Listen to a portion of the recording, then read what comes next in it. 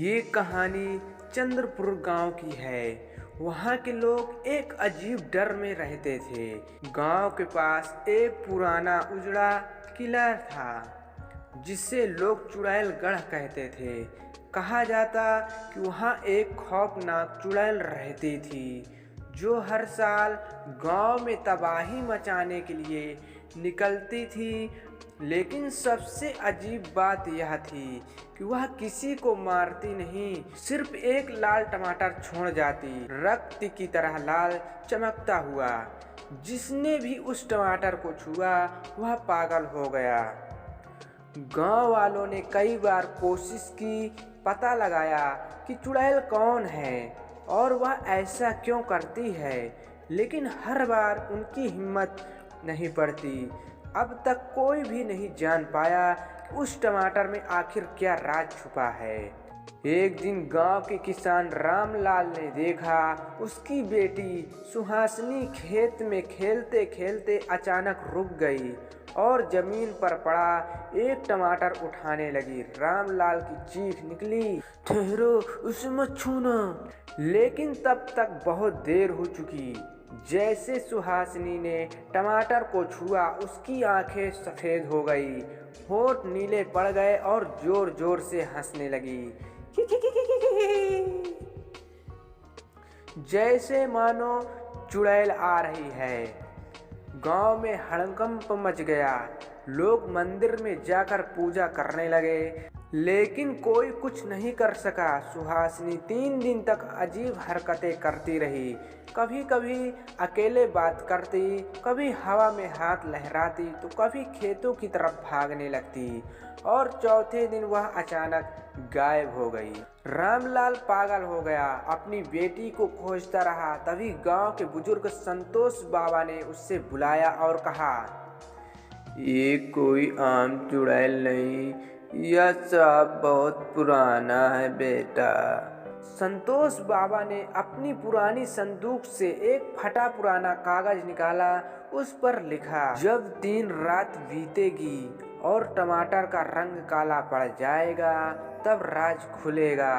लेकिन अगर कोई सच्चे दिल वाला इंसान चुड़ैल से पहले टमाटर को तोड़ ले तो श्राप खत्म हो सकता है। गांव के लोग हैरान थे, क्या वाकई यह श्राप खत्म हो सकता है? लेकिन सवाल यह था, चुड़ैल हर साल टमाटर छोड़ती थी, तो क्या कोई उसे पहले तोड़ने की हिम्मत कर सकता? और क्या सुहासिनी को बचाया जा सकता है? फिर एक दिन गांव में एक अजीब सन्नाटा छा गया। सुहासिनी की अचानक गायब होने के बाद हर कोई सहमा हुआ था। रामलाल की आंखों में नींद नहीं थी। वह रात रात भर खेतों और जंगलों में बेटी को ढूंढता फिरता, लेकिन कहीं कोई सुराग नहीं था। संतोष बाबा के कहे अनुसार अब 3 रातें बीतने का इंतजार था। पहली रात गांव में किसी को चैन नहीं था। आधी रात को अचानक एक भयानक चीख गूंजी। सभी लोग अपने घरों के दरवाजे बंद करके अंदर घुस गए। रामलाल, जो अपनी बेटी को खोजने निकला था, उस चीख को सुनते ही कांप गया। वह दौड़कर पुराने पीपल के पेड़ के पास पहुंचा, जहां उसे जमीन पर सुहासिनी की पायल पड़ी मिली। वहीं दूसरी रात अचानक गांव के एक और आदमी हरिया गायब हो गया। लोगों ने सुना कि उसने अपने घर के बाहर किसी को टमाटर गिराते हुए देखा था। जब उसने टमाटर को उठाने की कोशिश की तो हवा में एक भयानक हंसी गूंजी और वह अंधेरे में समा गया। वही तीसरी रात जब संतोष बाबा, रामलाल और कुछ गांव के बहादुर लोग खेत में इकट्ठा हुए, उन्होंने देखा वही टमाटर जो पहले खून जैसा लाल था अब धीरे धीरे काला पड़ रहा था। यह वैसा ही था जैसा कागज में लिखा था। जब 3 रातें बीतेगी और टमाटर का रंग काला पड़ जाएगा तब राज खुल जाएगा। रात के तीसरे पहर में जब पूरा गांव सो रहा था, रामलाल और संतोष बाबा खेत में बैठे टमाटर को देख रहे थे। अचानक गांव में एक भयानक ठंडी लहर दौड़ गई। पास के किले से किसी की चलने की आवाज आई और फिर अंधेरे में से एक परछाई निकली। एक लंबी और भयानक औरत जिसकी आंखें जलती हुई लाल थी और बाल हवा में लहराते हुए सांपों की तरह दिख रहे थे।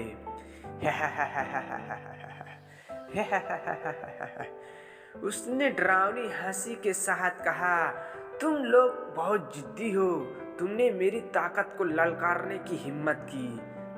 संतोष बाबा ने कांपते हुए पूछा, तुम कौन हो, ये श्राप क्यों है? चुड़ैल की आंखों में आग जल उठी। उसने आसमान की तरफ हाथ उठाया और अचानक बादल गरजने लगे। मेरा नाम तारा था। इस गांव ने मेरे साथ विश्वासघात किया।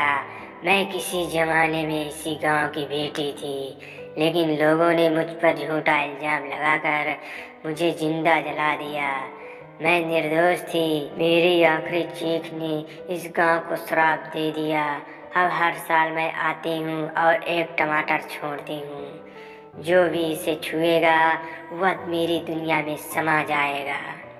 रामलाल ने हिम्मत जुटाकर कहा, लेकिन कागज में लिखा है, अगर कोई सच्चे दिल वाला इंसान चुड़ैल से पहले टमाटर को तोड़ ले तो श्राप खत्म हो सकता है। चुड़ैल अचानक चुप हो गई। उसकी आंखों में जलती हुई नफरत थी, लेकिन जैसे ही उसने सुहासिनी की पायल रामलाल के हाथ में देखी, उसकी आंखों में आंसू गिर पड़े। पिताजी बचाइए, यह सुहासिनी की आवाज थी। चुड़ैल हिलने लगी, उसकी परछाई कांपने लगी, उसकी आवाज में दर्द था। मैं नहीं चाहती कि कोई मेरी तरह पीड़ा सहे, लेकिन मेरा बदला पूरा नहीं हुआ। रामलाल ने घबराकर टमाटर की तरफ देखा। अगर वह चुड़ैल से पहले टमाटर तोड़ देता तो शायद श्राप खत्म हो जाए, लेकिन अगर वह असफल हुआ, चुड़ैल और भी भयानक हो जाएगी। यदि रामलाल टमाटर तोड़ पाएगा और सुहासिनी को बचा सकता है, या फिर चुड़ैल का कहर पूरे गांव में टूट पड़ेगा। अंधेरे में हवा कांप रही थी। चुड़ैल तारा की जलती आंखें रामलाल को देख रही थी, और जो सामने पड़ा लाल टमाटर था अब काला पड़ चुका था। टमाटर रहस्य और भय से भरा था। संतोष बाबा ने रामलाल के कंधे पर हाथ रखा और फुसफुसाए, यही मौका है आखिरी। अगर तुमने टमाटर तोड़ लिया तो शायद सुहासिनी को वापस पा सकोगे, लेकिन अगर जरा भी चूके, चुड़ैल तुम्हें भी नहीं छोड़ेगी। रामलाल ने गहरी सांस ली। वह आगे बढ़ा और टमाटर की ओर हाथ बढ़ाया।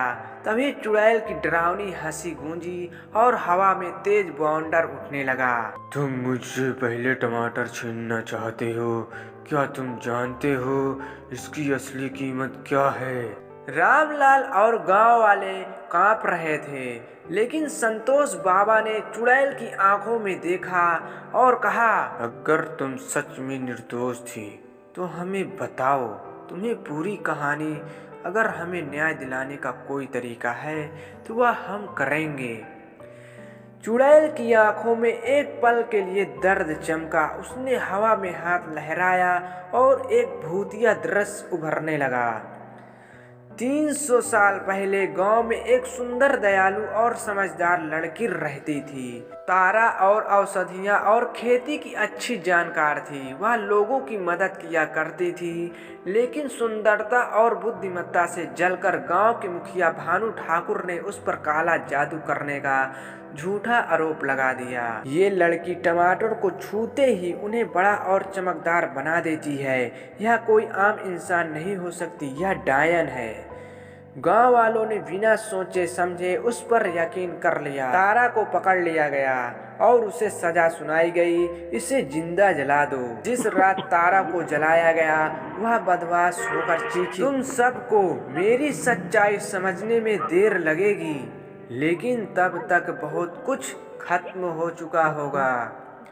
आग की लपटों में जलते हुए तारा ने आखिरी बार अपनी मुट्ठी खोली, जिसमें एक लाल टमाटर था। उसकी आत्मा ने उस टमाटर को श्राप दे दिया, जो भी इस टमाटर को छू लेगा वह मेरी पीड़ा को महसूस करेगा। रामलाल और गांव वाले सन्न खड़े थे। सबकी आंखों में अपराध बोध झलक रहा था। संतोष बाबा ने गहरी सांस लेते हुए कहा, अगर तारा निर्दोष थी तो हमें इसका प्रायश्चित करना चाहिए। चुड़ैल तारा ने ठंडी आवाज में कहा, अगर तुम सच में प्रायश्चित करना चाहते हो तो इस बार यह टमाटर मुझे किसी निर्दोष को नहीं देना पड़ेगा। तुम खुद इसे तोड़ो और साबित करो कि अब यह गांव में अन्याय नहीं करेगा। रामलाल कांपते हुए टमाटर की तरफ बढ़ा। हवा और तेज हो गई। चुड़ैल की आंखों से आंसू गिरने लगे, लेकिन वह वहीं खड़ी रही। जैसे ही रामलाल ने टमाटर को उठाया और तोड़ दिया, एक जोरदार चीख गूंजी और काली लपटें आकाश में लहराने लगी। गांव वाले घबराकर पीछे हटे, लेकिन फिर चारों ओर शांति छा गई। चुड़ैल की परछाई हल्की पड़ने लगी। उसकी आंखों में अब क्रोध नहीं बल्कि संतोष था। उसने सुहासिनी की तरफ देखा, जो धीरे धीरे चेतना में आ गई। फिर तारा की आवाज गूंजी, अब मुझे मुक्ति मिल गई। और फिर एक झोंके के साथ चुड़ैल गायब हो गई। गांव में फिर कभी कोई श्रापित टमाटर नहीं मिला, लेकिन गांव वालों ने तारा की याद में एक मंदिर बनवाया, जहां हर साल टमाटर चढ़ाया जाता। कभी कभी जिनको हम चुड़ैल समझते हैं वे सबसे निर्दोष होते हैं। ये कहानी यदि अच्छी लगी चैनल को सब्सक्राइब जरूर करें।